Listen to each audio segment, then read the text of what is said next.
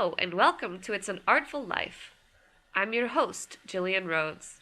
This project started with a question: do the arts matter anymore? I decided to start asking people that very question and came up with this project, an experiment on how and if people see and experience the arts in their daily lives. Is it an artful life? Let's find out. Is art that you hate successful? In some ways, if you hate it, then it's resonated with you. It's just plucked all the wrong strings. But maybe that's what the artist wanted. They wanted you to feel repulsed. Would it make a difference if you knew the artist's intention? There's also a question of form, too. I mean, a painting might not move you, but a poem on the same subject might. These ideas of resonance and the multiplicity of art are the center of today's interview. My interviewee, Daniel, has worked in a huge variety of sectors and industries, and because of that, he has a very broad perspective on the possibilities and potentiality of art and creativity.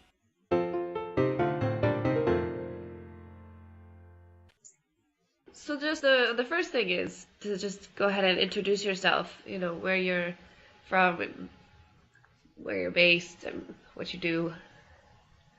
Yeah, okay. So my name is Daniel, and I am from Copenhagen, but I live in New York now. I've been living in the US for about 7.5 years, almost 8 years now. I was in DC for 2 years and in New York for the rest. And back in Copenhagen, I started was in the development of starting a couple of companies in cell phone services and clean energy and entertainment, and so very, very mixed actually. Was involved in education policy for a while, was Danish representative to UNESCO, and involved in a couple of weird projects. Moved to the US, where I started something called the Nexus Global Youth Summit in DC. It's a global community of young philanthropists. Moved to New York as part of the Economist Group Ideas Lab. Left that to help run Sandbox. And now involved in a couple of different startups. One is in specialized equipment for special effects in entertainment production. The other is an online platform for payment processing for pop restaurants. And then involved in open source and space exploration. And do a lot of coaching, mentoring, and talk on creative leadership. Wow, it's a real mixed bag of stuff. So a very mixed bag of stuff, yeah. That's super interesting. So, I mean, I guess you couldn't really sum that up into a certain sector that you're particularly focusing on. Like, it's just everything. I mean, not even if I tried. I mean, I usually put an umbrella of creative leadership. I manage creative processes and help create a whole out of sort of the attachment of different building blocks together. Often I'm called the minister of Lego bricks, because build stuff out of existing parts. So, but there's no particular sector or industry. It's very, very mixed. Interesting. Okay. So, would you consider yourself an artistic person? I don't know if I would consider myself artistic. I would consider myself creative.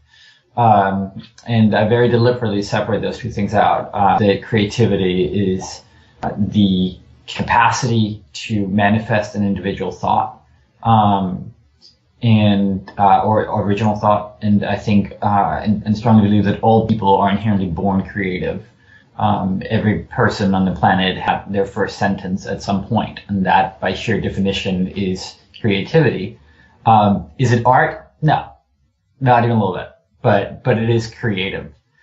So I'm not sure I would classify myself as an artist, but creative for sure. Okay. So do you participate at all in the arts across I mean, you have the creative leadership, but would you, you separated the creative and the arts, so do you participate in the arts? I would, yeah. And I've worked on or been attached to art projects of various sorts. So, but usually on the times that I've been involved, it's been sort of in the capacity of making it happen more so than coming up with the original artistic message. But I was involved in script development for a while, and while on the inside of the entertainment industry, it's very difficult to classify that as art, because at that point it just becomes this thing that you do. Right. It takes on this sort of very almost synthetic flavor. I know that other people would consider it art or to be artistic. It's being artistic is sort of that. It's almost to me like calling yourself a philosopher. It's something that you use to describe other people. It's very difficult to describe yourself as such without it coming off as either pretentious or synthetic or metallic. Interesting. Okay. So, yeah, you've worked sort of around it, but never particularly in it. But like in your life, do you, I mean, like we were just talking about work specifically, and I just wanted to ask more in life, just, how and if you participate in the arts in life. I think as I'm getting older, I learn to appreciate art in different ways.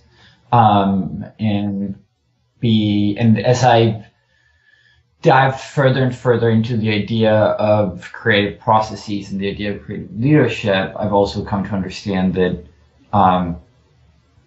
attending or participating in the artistic sphere is more of a process than where I used to would attend, I could attend a gallery opening or attend an art festival and a piece of yeah, okay, I get it kind of thing. Whereas I'm getting older, I'm getting a better understanding of attending such a thing is not necessarily in of itself something that contributes, but going through the journey of being exposed to all these different things, that process becomes more important to me as I'm getting older. So, I've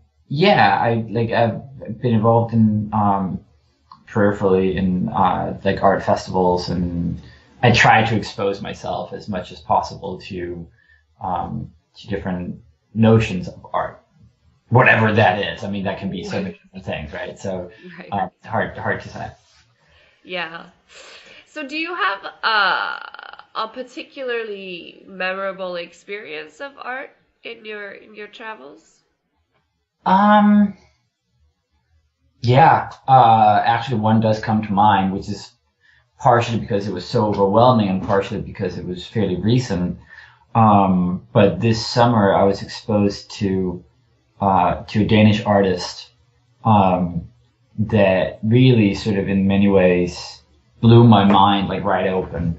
And it then evolved into sort of this romance thing that then fell apart. So it was a very intense journey, but it was really, really fascinating work this particular artist did. She had traveled a lot, and at some point she sees this notebook I think it was in, I want to say Shanghai, but I could be remembering wrong. But she sees this notebook, and this white notebook, she's sort of I have to have this notebook. So she buys it and goes around the corner and starts writing. And she just starts writing on new beginnings. It was after a breakup. Starts writing new beginnings and just sits down and writes and writes and writes. She's not entirely sure where these words come from, but she just they just need to get out.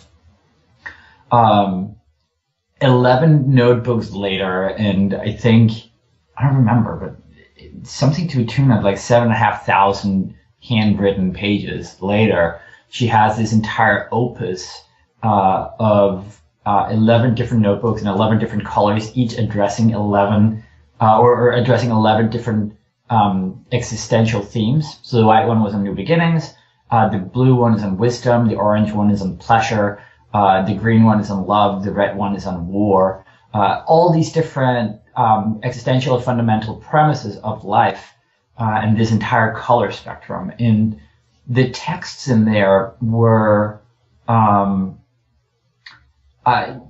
sort of written in a very sort of odd cadence and odd, there were sort of different narratives. Five of them were about five goddesses, the goddess of wisdom, the goddess of pleasure, and war goddess, and so on and so forth, goddess of love, and how they relate to each other. And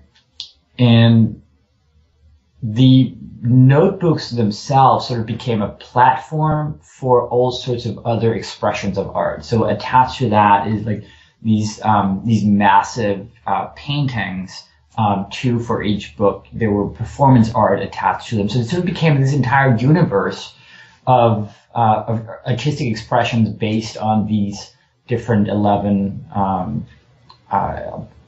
themes. And that sort of really left an impression. Like that was very powerful, very overwhelming in many ways. And yeah.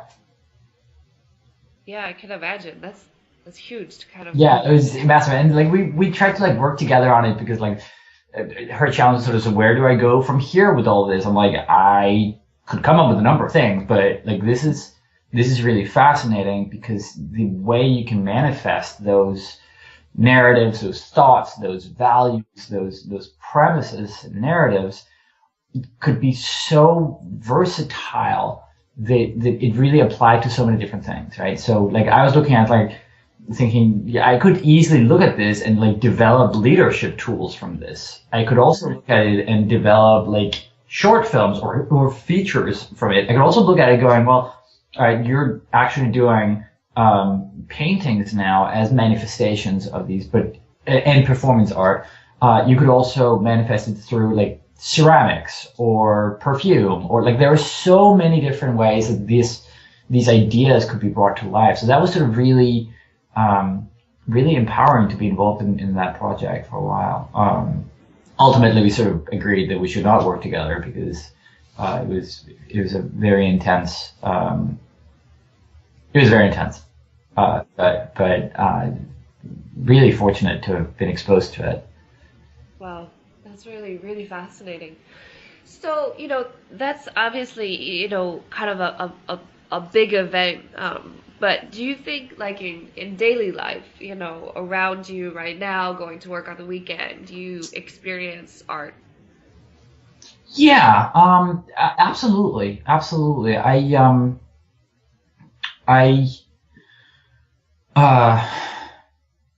again, in whatever way, shape, or form art takes place, right? And art is such a ambiguous term and vague term that that how are you exposed to it sort of becomes the next question, right? So like music means a great deal to me, and the expression of creativity becomes very important to me, or is very important to me. So how do you expose yourself to the expression of creativity? Art being one venue for that, right? So, living in New York, I'm incredibly fortunate that I get to be invited to all sorts of different like participatory art festivals or outsider art fair or gallery openings or what have you. So I'm fortunate enough to get exposure to these experiences. So I often don't have to look for them, which is fantastic. But when I was working at The Economist, and I actually just had a conversation about this earlier today, when I was working at The Economist, I got really, really frustrated with the fact that I could never get any work done because I'd be pulled into meetings or emails or phone conferences or video chats or like, and so forth. Like I can't actually work. Like I can't get anything done. So I started separating my days into days where I would manage, and days where I would produce. And then I would have days where I wouldn't, like, I just like days off, usually weekends, but not necessarily, but like days where I wouldn't produce and I wouldn't manage, so it was just unplugged. And the more I started thinking about my time in those terms, the more it became clear to me that it's really about information being an expression of creativity or original thought, right? So days where I would manage, it was about distribution and dissemination of information. Days where I would produce, it would be about constructing new information. And days where I initially thought it would be days off, it would actually be days where I would consume information. Consuming information being reading or going to museums or watching movies or whatever, but it was really about the direction of the information, where it was going from. And information being such a vague term again that it can be really anything.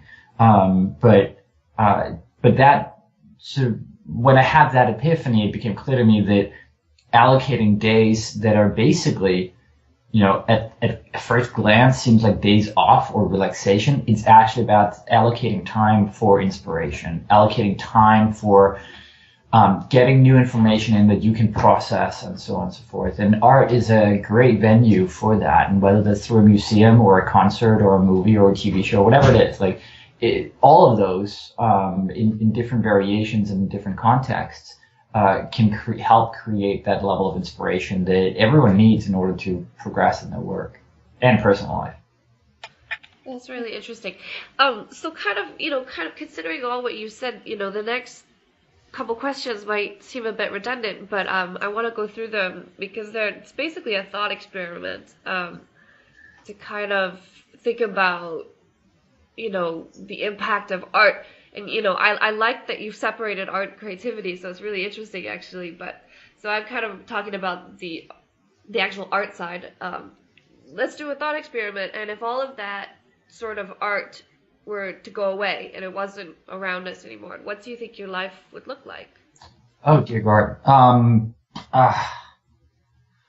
If art goes away, there's sort of this, I don't know if it's a meme or a graffiti tag, whatever, but it was sort of is moving around on the interwebs at some point last year or the year before, whatever. And it was something to the tune of heart without art is just here, or like earth without art is just made. I don't remember, but like. Was it like earth without art is just eh? Yeah, something like that. Like it was something to the tune of that, right? And I think art is the fundamental expression of and criticism and commentary on who we are and where we're going and where we came from. And so if art were to disappear, that's a horrible thought. It's the soul of who we are as individuals and as a species. So, the world without art, and again, art can be many, many things, but the world without art is it's a frightening thought, sort of almost Orwellian. That's a terrifying thought. And with that said, art is so much that, you the same way that you will find people who say like, oh, I'm really not creative. I'm like, yes, you actually are. You might not know. People go like, actually, I don't like art. I'm like, you do. You just haven't been exposed to whatever art resonates with you. But that is the fundamental promise of art, right? It's that it resonates. It tugs in your heartstrings, or it sends out a vibration that is on your frequency. It's just that you haven't been exposed to that particular piece of art or that particular artist or that particular branch of art that resonates specifically with you. And so imagine for a second that art disappears and we were all without the notion that something externally resonated with us. That's like, it doesn't get more Orwellian than that. It's sort of this gray monochromatic society where we don't get inspiration, we don't get external stimuli to engage us emotionally or mentally. Like that's a terrifying thought. I don't know what would happen, but it's not pretty. Right. Well, yeah. It's an interesting question to sort of bat around. So you were just talking about the idea of resonating, and some people essentially don't resonate. They haven't found that thing that has resonated with them, and that was kind of one of the last questions here is let's keep all the art. All the art is still there, but we're unable to resonate with it. Is it still art? Does that still Yeah, that's a good question. begs the question, what is art? Doesn't it though? I'm sure that that's one of those questions that have been around for eons. And I'm not going to pretend that I have an answer to that particular question. I mean, Titanic was by no stretch of the imagination a great work of art, but it made a lot of people cry, right? So clearly it did something that engaged people emotionally. Does that make it art? Perhaps. I'm not sure. I think intentionality becomes important in that particular conversation. Like, what is the intention of this particular work? And can you make art as something, like, can something that's produced and manufactured for commercial purposes be art? Yeah, probably. I mean, it's easy to argue that some of the great, and actually it was Andy Warhol who sat, and I don't remember the exact quote, so I'm going to butcher it, but it was something to the tune of, the greatest art on the planet is building a successful business, or something along those lines, right? And, I mean, I agree with that, creating something that's, that other people want and are willing to spend their time, money, or energy on, like, inherently that is an artistic endeavor. But intention is important. Why are you doing it? Are you doing it because you want to make a lot of money, or are you doing it because you actually have some sort of notion that you are going to affect people, you are going to communicate a message, you are going to try and change people's lives? The latter, I would say, amounts to some sort of art, whereas the former, that's commerce. And they're not mutually exclusive, but the intention of why you're doing it does become important, I think. But it is certainly a gray zone. So hard to say. Yeah, well, it's not a question that I'm looking to solve, just right. Sort of put out there and see what people think. Yeah, it's a good question. And I'm guessing one of those questions that's going to stick around for a really long time. I mean, now we're getting philosophical, right? What is the purpose of it all? But yeah. So, my last question is, what do you think living an artful life looks like, for yourself, for the people around you? Yeah. I think recognizing that art can be many, many, many different things. Recognizing that being exposed to art is a process. And that even things that you can be exposed to that are artistic or artful that you consider to be really crappy, which happens pretty often, is actually beneficial to to that journey that you are on, right? So it helps you refine, not just what you like, but also what you don't like in terms of art, which in turn helps you define,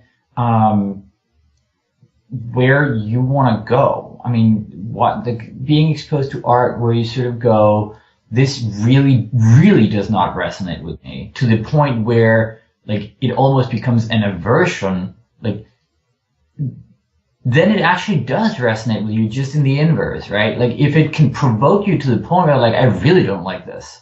Not just meh, but I really don't like it. Like, great, that might in fact have been the intention of it. It might not also, like, it could very well not be the intention of it. Like, it could be the intention that some people really resonate with it in a positive context. But the fact that you have a reaction to it, is a part of that journey and that process that you're on, and that ideally will help you understand who you are, as well as ideally whatever message the artist tries to convey. So I think the greatest service anyone really can do to themselves and each other in terms of art and living an artful life is recognizing that and accepting that art is so many different things. And much like literature or music or wine or beer, there's a good likelihood that there's something out there that really resonates with you. And the medium for that can be so many different things. It might be movies, it might be literature, it might be sculpture, it might be ceramic, like whatever it is, painting. Yeah, an artist that comes up with an original thought manifested through a work of art with the intention of changing someone's life or communicating a message, you can't very well dismiss that can have an effect on you, a profound effect on you. Like that's the very nature of our existence, right? That's society. So I think we all can I think we all live artful lives in one way or another. It's just the awareness of how much you want to sort of direct that towards yourself as opposed to shield yourself from it. I think becomes the question. It's just fascinating. Yeah. Well, thank you so much for My doing pleasure. this. I really appreciate it. Yeah, of course. It's an Artful Life will return next week with another interview. Thanks for listening.